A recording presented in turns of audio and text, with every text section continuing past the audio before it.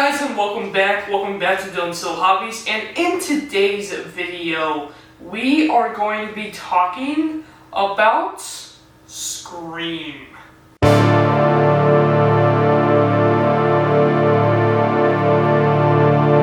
Shout out to my buddy Zach Galtiolo for getting me into the Scream movies. I can't believe that I'm actually into this franchise. Of all the franchises that I never thought I would be into, Scream is up there, and yet somehow even I turned into a Scream fan. Really am not into slasher movies or really I don't like gore, I don't like horror. I do like a good ghost story every now and again, and yes, I really do see the irony of me saying I don't like gore or horror or anything like that when I'm actually a fan of stuff like Attack on Titan, Chainsaw Man, a lot of other really interesting, fascinating, and somewhat kind of gruesome anime. And I also know that I am a major fan of the show Supernatural. I don't like being scared. I mostly like good stories. That's why I'm on. As long as you can give me a good story, then I'm typically going to at least give it a chance. Now, I'm very much a very large critic, and whenever there's something that comes up that I think I really don't like, I'm really stubborn and I will say 100% no, it looks boring, it looks uninteresting, or it looks scary, and I'm not a fan of scary, so I'm not gonna go see it. But I do have to give a huge shout out here to my buddy Zach Galatiola, and he said that I would really like it if I gave it a chance. Watch it with me, and I'll see what these movies are about. And that's what we did. Me and him sat down with my buddy Austin sometimes, and we literally watched all 6 movies of Scream. Yes, that's right, I've seen Scream 6 as well, but I will not be telling you guys who the killer is. Rest assured, this is only going to give you my basic thoughts on Scream. So, Scream. You know what's fun about these movies, really? It's the fact that they actually introduced, and I swear, it's one of the funniest things, but they don't necessarily break the fourth wall, but they do add a lot of meta humor, and that's something that I really enjoy. And don't get me wrong, I'm really funny with humor, right? The humor that I typically like when it comes to shows and movies is I like the humor that just fits, that doesn't take you out of the movie, doesn't take you out of the seriousness of the scene, but when you see it, you can kind of almost chuckle at it. You're like, that's cool, let's get back into the next moment of the movie.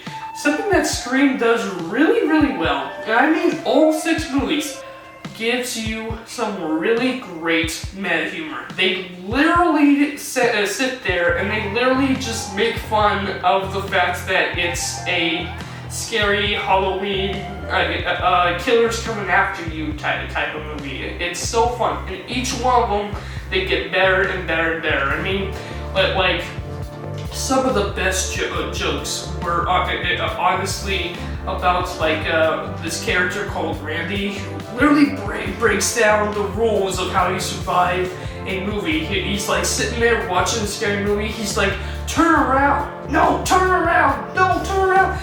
And everyone, including myself, is like, come on, Randy. You literally are watching a scary movie, yet you don't realize you're in the scary movie. Turn around, the killer's right behind you.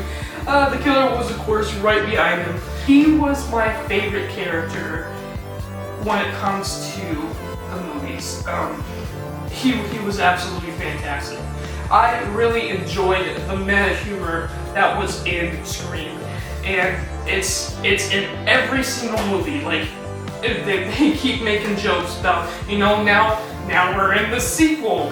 Now it's a trilogy, and what do you have to do to survive a trilogy, and how can you survive when you got 4 movies, and what about a movie that a reboot or a remake or a recontinuation, a remake that's actually a continuation of the original movie or something like that. Like those type of jokes, the meta humor, it's it was so fantastic. It was so fantastic. Also, the quote-unquote stab jokes, like in Scream 5, so their Stab is the series within the Scream universe that is basically just taking. It's basically the story of Scream told within the story itself. It's really fun, and the fact that they were up to Stab 8 and Stab 8 kind of split the fandom in half as a nod/joke to what Episode 8 was with Star Wars. I completely laughed at that. That was fantastic. Like, and another aspect that I really like about them is the mystery aspect. Now, don't get me wrong, these movies aren't necessarily Scooby-Doo or Sherlock Holmes. Like, it's fun actually to kind of try to act like Sherlock Holmes, and that's what my buddy Zach told me to do, so that's what I did. Whenever I was watching these movies, I was trying to act a little bit more like Sherlock Holmes and trying to figure out who the killer is. And don't get me wrong, there is a little bit of aspects in the movie to you become a little bit like Sherlock Holmes.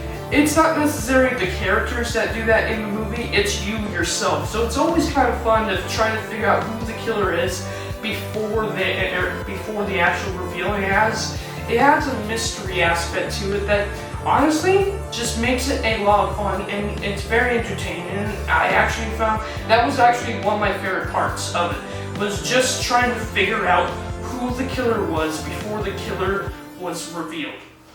Another aspect of the movies that I really like is the story. Like, don't get me wrong, like, that's why I'm not into like slashers or killer movies or haunted scary movies, right? It's like you watch one scary movie, you kind of know them all. It's an idiot that's running up and down out in the house trying to get away from a ghost, the killer.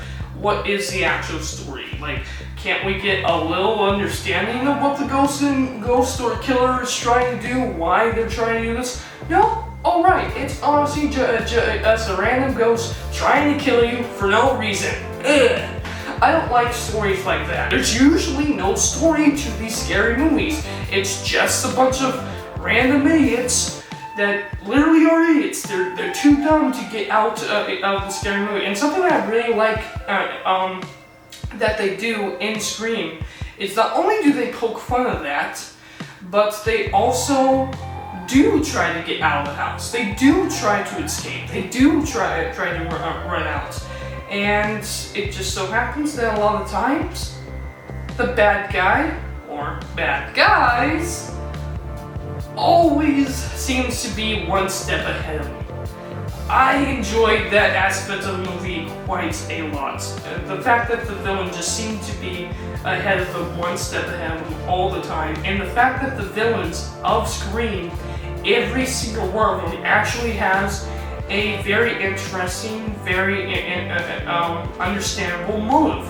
Now, most of their motives, to be honest with you, is just to get revenge for the last killer. That's literally what 90% of the motives of Scream villains are. But I do like them, I do think that they're really interesting. And let me tell you, I am not going to go highly in depth into what their motives are because I'm not wanting to spoil the killers of these movies. But like, one movie, it was actually the mom of the first killer. In another movie, it was actually a brother wanting revenge. In another Scream movie, it was actually the daughter of the main villain story. Like, that's what I really like about Scream 5 and Scream 6 is the daughter of the first killer from the Scream movies. That's all I'll say. I won't give away who the first killer of the Scream movie was, but the daughter of the first Scream movies is now in this role where she is looked as the villain. She's looked at as the bad guy, but she doesn't want to be. She's not evil. She has a sister to protect, and now she is basically in the role that Sydney, the main character of the original movie, is. And then you get Sydney in there trying to help her out, and she is trying to go through this character process, whether or not she can actually who she really is. Is she just killer because her dad was a killer, or is she actually, can she choose to be a hero, which is fantastic. I really enjoyed Sam's character in Scream 5. And then you get into Scream 6. So, let me tell you, after seeing the first 5 Scream movies, and I really liked the first 5 Scream movies, honestly, after seeing the first 5 Scream movies and seeing how consistent and fantastic they are, I mean, every single movie was about an A tier or an A- tier. Like, I think Scream 4 could have been pushing B tier, but I think it's really an A- tier. All Scream movies, I swear, they are so consistent. I mean, I swear, I'm a Star Wars fan, right? Wasn't exactly a fan of Episode 1, and while I will defend Attack of the Clones Episode 2 till the end of my days, I will not deny that the dialogue in that movie sucks. So, yeah, Star Wars isn't that consistent. I love Star Wars, but it isn't that consistent in terms of how great its writing is, right? But the Scream movies, every single one of them, 1 through 5, high class writing. Like, I swear, the way they write those movies, so suspenseful and so well done, and really interesting, really fun, and really engaging. I really enjoyed Scream 1 through 5. You get into Scream 6, and I went into Scream 6 knowing that that this is no longer Sydney's story, and I still kind of feel this way.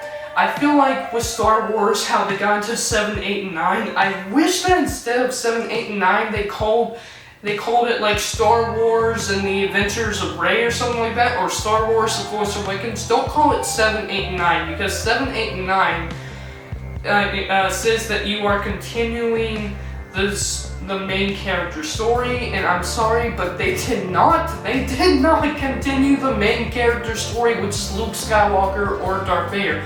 They literally made the main character Rey. Now, in Scream 5, honestly, they did continue Sydney's story, and they ended it. Now, Sydney was not the main character anymore. She passed the torch on to Sam, and I do understand that. I really did like Sam as the main character. But I kind of felt like by calling this Scream 6, it means you were continuing the story of Sydney, and I really didn't like that because you weren't continuing the story of Sydney. So I kind of feel like they should have called this Scream 6. They should have called it Scream: The Adventures of Sam or something like that. But that is just me. But I went into this movie knowing that, and knowing that this is the 6th movie, it's like, I get it, you're just trying to make money off of the popularity of Scream 5 at this point. Honestly, you could have finished the franchise at Scream 5, and it was perfectly fine. It left you satisfied with what you got, it left you wanting more, but left you satisfied with what you got. Yeah, I would have said you did not need Scream 6 at all. But then I saw Scream 6, and you know what Scream 6 did? Scream 6 basically took all my notes, all my fears, and like, I was worried that, okay, it's not going to be as consistent as it was last time. The meta humor is not going to be as funny as it was last time. This is going to be Sam's story, it's not going to be Sydney's story. Scream 6 is going in a different direction. I was like, while I knew it was going to be a good movie, I kept my expectations low. Like, my excitement to see it was there, but I kept my expectations low, and I had a lot of quote-unquote negative thoughts about it. And you know what Scream 6 honestly did? Scream 6 took my list of possible negatives with this movie, crumbled it up, and threw it back in my face. That's what they did, because Scream 6 was absolutely 100% fun and awesome, and it was just like the original, and I really liked the whole thing of Sam dealing with, again, just like in Scream 5, she's once again dealing with the idea that she could possibly end up being just like her father. And the question is she just like her father? And I really enjoyed that whole dynamic to her character. Also, she's trying to be, because you know they literally just survived almost being killed before. She's trying to be a little overprotective of her sister, and I really enjoyed the whole storyline at the end where she eventually decides that yeah, she has to trust her sister, so she lets her go and she lets her sister do her own thing and ends up saving the day. Both of them end up saving the day, and it's the happy ending. But then there's that moment at the very end of the movie where it's like, really? Is it over? And like, you could end this movie right here with just Sam looking at the mask that her father used in the first Scream movie. You could end it here, and kind of leaves you, like I said, with something that franchises really need to do that I feel like, is they need to leave you satisfied, but they need to leave you wanting more. And I really feel like Scream 6 did that. I feel like Scream 6 let me satisfied with what I got, but it let me want more, and I would like to see more. And they're going to be making Scream 7. And something that Scream 6 did that I'm really happy about is it made you excited to see the next story. And that's, if I compare it to Star Wars, I mean, at the end of Star Wars Episode 8, man, I was not excited to see the next part of the story. I am so happy that with Scream 6, I am happy to say I am excited to see the next part of the story. But I hope, like I said, I hope that they can end this franchise properly. But I swear, the fact that they have brought out 6 consistently well-written movies that are suspenseful and really creative and kind of brings a whole mystery aspect to it. These are really great and interesting movies, and I really can't believe that I found myself enjoying them, considering I don't consider myself a horror fan. I don't consider myself a scary fan. I'm just, honestly, at the end of the day, I'm a fan of really good stories. And these stories, to me, they're mystery aspects with almost fourth wall breaking jokes, and I think it really works. Very good movies, and I honestly would give the Scream franchise a good 9 out of 10 all the way around. Like, every single movie was, if not an 8.5 to a 9.5, and I honestly think this is my list, by the way. This is my list of how I would rank these films and what ratings I would give them. I honestly think overall this franchise is a 9 out of 10. It's a fantastic franchise. And if you are like me, if you're not into horror, you're not into scary movies, but you do like comedies, and you do like suspenseful and good stories, I can like it.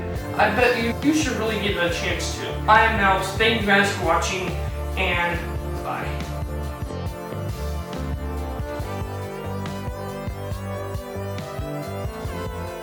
Subscribe to Dylan's Little Hobbies right now.